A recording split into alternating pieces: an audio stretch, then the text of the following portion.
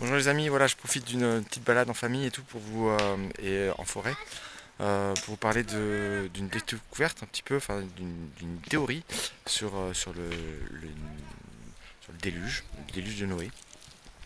Et en fait j'ai étudié, je voulais dater le déluge avec la dendrochronologie. Alors dendrochronologie, c'est une science un peu particulière qui étudie les arbres, les cernes des arbres. Et en fait, une forêt comme dans laquelle je suis, en fait, les arbres poussent à peu près de la même manière, donc d'une même espèce. Des bonnes saisons, ça grandit bien, et une mauvaise saison, ça grandit pas tout à fait bien. Et du coup, on arrive à avoir un signal. Et comme ça, en fait, avec ces successions de bonnes et de mauvaises saisons, et aussi le fait qu'on arrive à trouver des bois qui sont très anciens, on arrive à remonter le temps et dater du coup des bâtiments, des instruments, enfin plein de choses quoi. Et aussi des villages préhistoriques, tout quoi, voilà. Et en fait, moi j'ai eu pour objectif de dater le déluge avec cette technique. Et je sais pas trop comment j'allais m'y prendre. Et finalement, j'ai su assez rapidement que le déluge avait eu lieu par l'étude des couches sédimentaires à une certaine période, donc vers 3300 avant Jésus-Christ. Et en fait, c'est un archéologue, dendrochronologue français qui a été surpris par rapport à mon étude. Je n'ai pas tout de suite dit que je voulais trouver la date du déluge, mais je lui ai dit qu'il y avait un événement un peu particulier qui s'était passé. Et là, en fait, il m'a dit, mais en fait, j'aime ton étude parce qu'en fait, par rapport à ce qui s'est passé en Suisse, alors j'étais un peu surpris.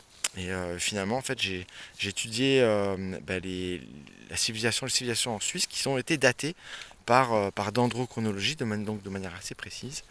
Et là, en fait, en Suisse, on trouve une succession de transitions, on va dire, de civilisations, où des fois, il y a des civilisations qui s'éteignent, qui renaissent, qui reviennent, etc.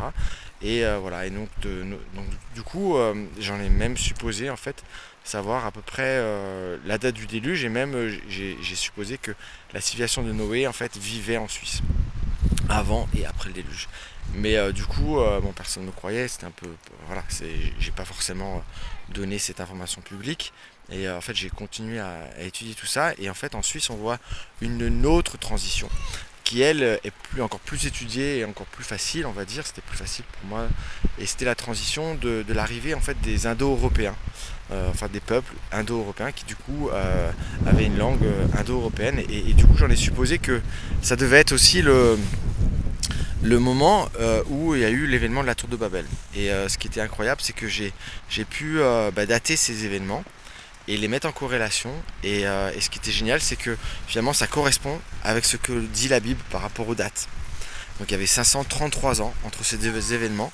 Et là, en fait, quand j'ai su ça, j'ai su que je tenais quelque chose, quoi. Enfin, c'était intéressant. C'était la probabilité, en fait, que ça soit enfin m'a montré que bon j'avais pas étudié ça en vain et que j'allais dans la bonne piste. Voilà, allez, je vous fais de gros bisous, bye bye.